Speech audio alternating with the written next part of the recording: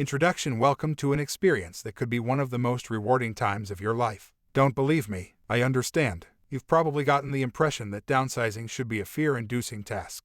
Honestly, how could it not be? As you travel through life, you encounter milestones that require you to comb through the stuff you've gathered. Relocating to a new city, getting married, and combining homes with another person. Hitting tough times that send you into a smaller home. Kids growing up and leaving the family home empty, or the death of a spouse or parent. When you downsize for these changes, you're likely to confront some of life's deepest questions. That's one reason why the process is so often painful. Downsizing requires us to confront our insecurities, our relationships, and our own mortality. The stuff you sift through has the power to evoke deep emotions and memories, which can easily derail you. Downsizing can require you to shrink a house full of possessions so they'll fit into a new space that may be much smaller than what you have now. Many of these possessions are things you really like. They're probably things you couldn't possibly live without. To make the mission even more challenging, you're likely working on an uncomfortably tight deadline. Sound familiar? Or maybe you're facing another common type of downsizing scenario, the task of wading through a lifetime of items that belong to someone else, like your parents, grandparents, or other loved ones. Their home contains stuff that might be important to you. But you probably have even less time to manage this kind of downsizing. Sound familiar? While standing on the brink of a downsizing project, you might be terrified that you'll make a bad decision, throw out the wrong thing, alienate your family, infuriate your parents, or just disappear into an abyss of clutter and never be seen or heard from again. Sound familiar? It does to me. The challenge of downsizing the possessions in a home, whether their own or someone else's, petrifies many people. I know this well, because I've helped thousands deal with the clutter in their homes. Thousands more have asked for guidance on what to keep and what to let go while moving or downsizing. I've also had to downsize under trying circumstances that faced my own family. My mother cared for my father for years during his long illness. 4 years after he passed away, her failing health brought her to an assisted living facility. Old age and steadily advancing dementia made her last few years difficult, and then, hard as it was to believe, she was gone, too. My younger sister, Julie, and I stood outside the facility on a chilly Australian day just after her passing. We were there to clean out her room. Of the few possessions Mum still owned, we donated most to a local charity. The rest fit into the 2 boxes Julie and I clutched in the cold. She turned to me and asked, "Mum lived for 92 years, and here each of us is carrying a cardboard box. Is this the sum of her life?" Those boxes held the last few treasures that were important to my mother, Kath, at the very end of her exceptional life. Growing up in a poor farming family, she didn't complete the 8th grade. Instead, she left home at 14 and traveled hundreds of miles across Australia to train as a nurse. A few years later, caring for wounded soldiers would be her contribution during World War II. By the time she was 34, she had 5 children under the age of 7 and would go on to add 2 more kids to our family. My siblings raised 12 children of their own, who all became successful, well-educated professionals. My sister and I kept only our mother's hairbrush, rosary beads, photos, and notes she had jotted down about her family to jog her memory. That was it. These few things were the last of the mementos that could represent our mother. All the other objects that she had touched and used during her life had been distributed long ago. I finally found the words to respond to Julie's question. Mum's life was not about the stuff, I said. What made her life shine had nothing to do with any of the objects she owned. Whether she held onto it for a minute or 90 years, her stuff was ultimately finite and temporary. The intangible things Mum left behind, her laugh, her wicked sense of humor, and her wise advice, will live on. In the following days and months, my siblings and I would take great joy in understanding her legacy, her children, grandchildren, and great-grandchildren. Amazing stories from old friends at the funeral service, a flood of wonderful cards and condolences, and quiet snippets of conversation that revealed so much about the goodness and kindness of the amazing woman who was my mother. Earlier, when we were downsizing my parents' home, one of the few things I kept was a green glass pie plate she used for making desserts when we were children. Our now scattered family once gathered around this plate. Our mother's hands held this plate. Her serving spoon left a few scratches on its surface as she fed us and adored us. This object is so much more than a plate. For me, it's a truly treasured possession. I'm telling you this so that you don't think my advice for downsizing will be simply to discard everything. The amount I kept worked for me, and I'll help you find the amount that works for you. I know why so many people think downsizing is scary, but I can promise you that if you do it correctly, the process won't live up to the disruptive, divisive, and stressful reputation it's gotten. Many people, feeling overwhelmed, have come to me looking for a system that solves their downsizing dilemma. Here it is. The let-it-go way of downsizing makes the process logical, manageable, and as swift as possible. This method provides solutions to the pressure and turmoil you may feel when you trim down your belongings or your loved ones. The let-it-go method also corrects the wrong impressions about downsizing that you may have learned. I'll lead you step by step through a different sort of downsizing process, one that prepares you emotionally and mentally beforehand. then helps you rapidly sift through your pile of stuff and discover benefits that others rarely find, like new insights into the memories you've made and the relationships you've had over your life, which you'll discover while examining the keepsakes linked to these memories and relationships. Better communication with your loved ones who are going through the downsizing process with you. More happiness, focus, and confidence as you head into this next phase in your life. Downsizing is a normal and necessary part of life. Most homes are filled with items that represent a lifetime's worth of adventures and accomplishments. Some of this stuff is truly necessary. Much isn't. You have cookware and bedding to help you eat and sleep. Your books, magazines, and electronics entertain you. Your computers, woodworking tools, and musical instruments help you create. Your clothes, cars, and jewelry inform the world about the status you've achieved or hope to attain. But as you travel from one stage of your life into another, sometimes you need to shift direction or venture through circumstances that are a little more cramped. Your new reality means that you won't be able to comfortably bring all your possessions with you. Or maybe a parent has died or needs to move into a smaller home, and you have to sort through family possessions and decide what to keep. As you'll see in several people's stories later, keeping too much can put your happiness at risk. To move forward, you have three choices.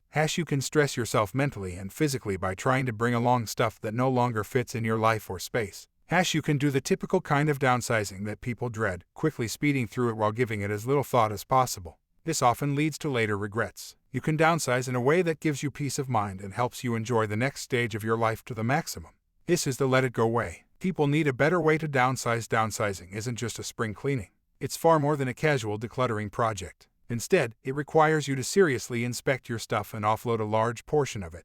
Chances are that you'll only go through a downsizing project a few times in your life. This process presents a special challenge because you're already struggling with other major changes in your life. The distress of parting with stuff can be an ordeal on its own. But you're probably also confronting painful memories and uncomfortable realizations during this time. I'm grieving over the loss of a loved one, or how will I get by on less income? Just in case that weren't enough, you may be trying to sell a home, buy a new place, and schedule the moving trucks, too. The Let It Go way helps you efficiently make the right decisions about your possession, even if you're feeling these hardships. I'll cover the common downsizing difficulties that people face, and I'll help you apply the techniques and methods I've developed to your specific challenges. It starts with this central idea. As you look around the rooms filled with the stuff you have to process, the hurt or confusion you feel about getting rid of some of it is not about the stuff. You're only seeing the surface level. You have to dig deeper. Way down, underneath all this clutter, is where you confront the idea that you are not your stuff or your bank account, either, or even your career. If you've defined yourself by what you own or what you do for a living, downsizing requires you to examine your way of thinking.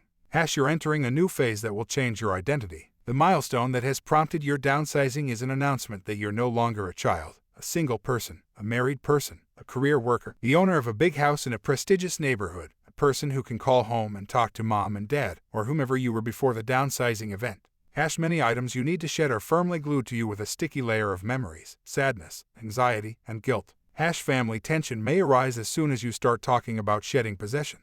Sometimes our attachments to our stuff become overwhelming and paralyzing. In my experience, when you get to this point, your ability to make decisions becomes impaired. Focused action becomes nearly impossible. When you can't let your stuff go, your stuff won't let you move forward. Lighten your load and get out of your rut. I've worked with people who filled a storage unit with the entire contents of grandma's house after she died. 20 years later, they were still paying rent on that unit, but not once had they looked at the stuff inside. Some people may fill their own homes with a departed relative's memories, or they still hang on to their kids' childhoods after these sons and daughters have started their own families. Your physical possessions, and the emotional weight they carry, can become so heavy that your wheels sink under the load. Even if you move into a new stage of your life, you can't appreciate it fully because you're crushed under your old stuff. When you downsize well, you will emerge lighter and liberated. You will be surrounded only by items that bring you joy and pleasure. You're able to make the most of your new opportunities. Rest assured that you won't simply wipe your slate clean of all your treasured possessions and walk away empty-handed.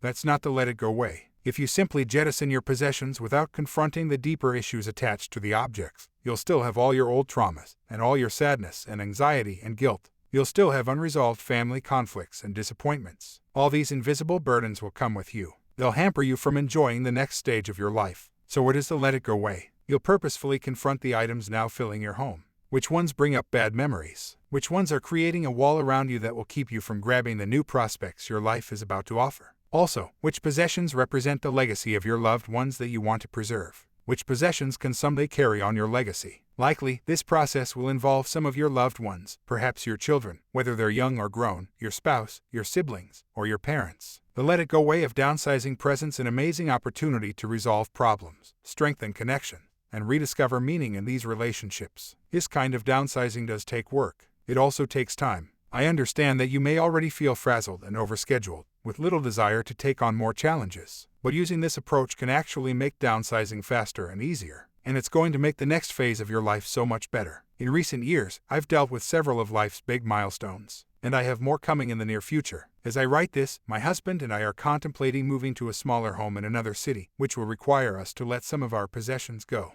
I've also reached an age that allows me to see that the busiest phase of my working life will someday come to an end. It's not anytime soon, but it's not the hypothetical scenario it was when I was 30. Here's what I have discovered, both from my own life and from so many other people's stories. These milestones that mark a new transition can shake you to your core. They can leave you wondering what you did with your life and worrying about what comes next. Have I made the right decisions so far? Am I making the right decision now? You might ask. But with these challenges comes a great opportunity to start anew, if you'll just let yourself do it. Releasing your possessions can be terrifying, because without them, who are you? When you do it well, downsizing will answer that question. It will also provide many other gifts. One of these is relief. But too many people miss it because they're squabbling with a sibling over a doll collection that neither really wants. Another gift of downsizing correctly is freedom. But too many people overlook it because they're frantically loading a moving truck with dusty boxes that they'll put directly into the attic of their next home.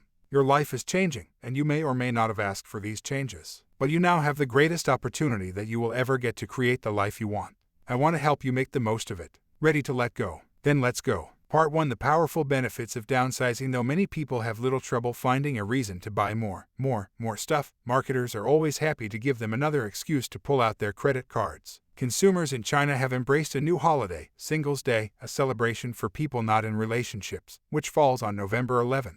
In one recent year, the nation's equivalent of Amazon.com sold more than $14 billion worth of stuff on this day. If Singles' Day catches on in America and elsewhere in the near future, I wouldn't be surprised in the least. On the other hand, enough people are now seeing the value in a simpler lifestyle that puts less emphasis on stuff that I could also see a different type of holiday catching on. Downsizing Day. We often stockpile stuff because that's what society has taught us to do. Some of this stuff has heirloom status because our parents, grandparents, or an uncle whose name we don't remember told us long ago that we needed to value it. As you approach your own downsizing day, it's time for you to take control of these decisions. Instead of buying new stuff you don't need, you'll let go of existing stuff you don't need. Before you begin, I'd like for you to explore the big questions in this section.